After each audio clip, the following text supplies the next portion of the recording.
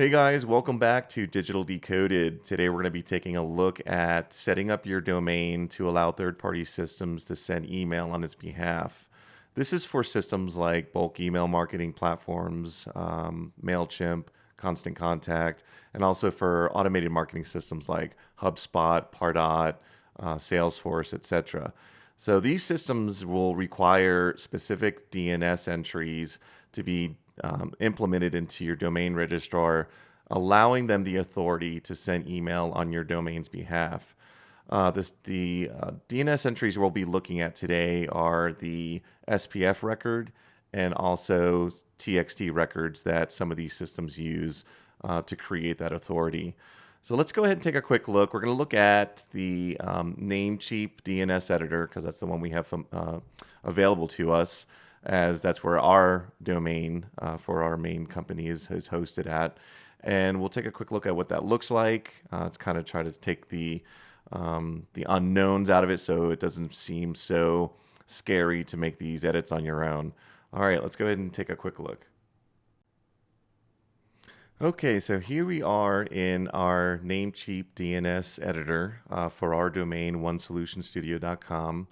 And what we want to do is look for a TXT record that starts with V equals SPF. So this is our SPF record for our main domain.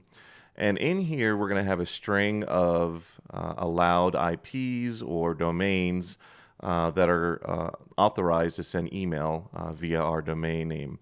So I'm going to go ahead and copy this and paste this to a text document here so you guys can see this a little easier. And it includes a few different pieces to make up the whole SPF string here.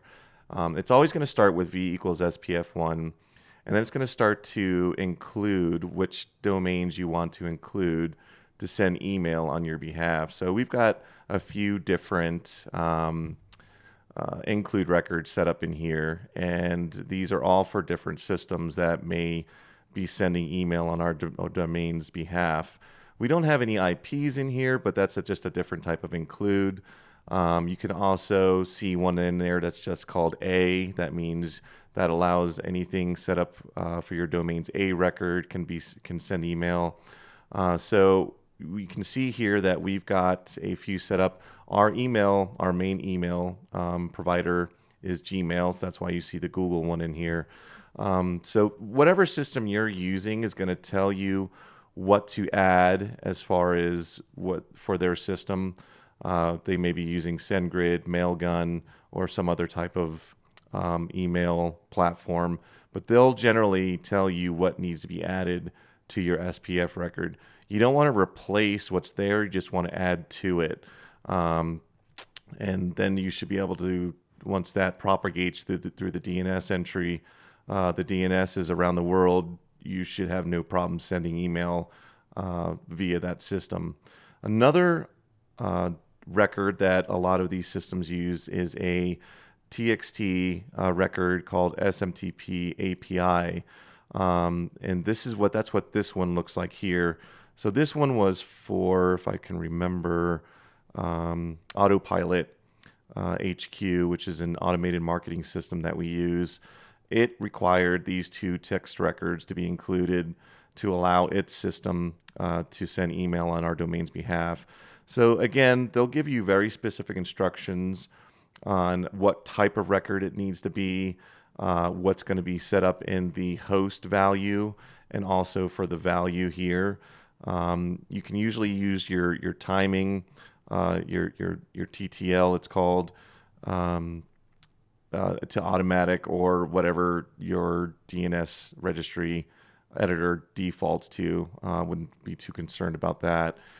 So essentially, it's choosing the right record type, setting what the host is going to be per the instructions, and pasting in the value that they provide with their instructions as well for those two records. So again, it's not too difficult, not too scary. If you want to keep a backup, you can always just copy and paste this to a text document like I just did here, save that, and then make your changes, accept the changes, save changes. We'll go ahead and cancel for now just for demonstration purposes. But it usually takes an hour to up to 24 hours for these DNS changes to propagate to DNS servers around the world. So if you make the change, expect to kind of wait a little bit for these to propagate through each DNS system. And then usually the system you're setting this up for will have a way to check if it's propagated and set up correctly. They usually have some kind of tool where you can just check the status and it'll say approved or not, not set up correctly, or I don't know what the value they'll give you. But there'll be some kind of success process for that. Thanks for joining me today. I really hope you found this video helpful. If you have any specific questions or comments, feel free to leave those below. Please subscribe, and we'll see you soon.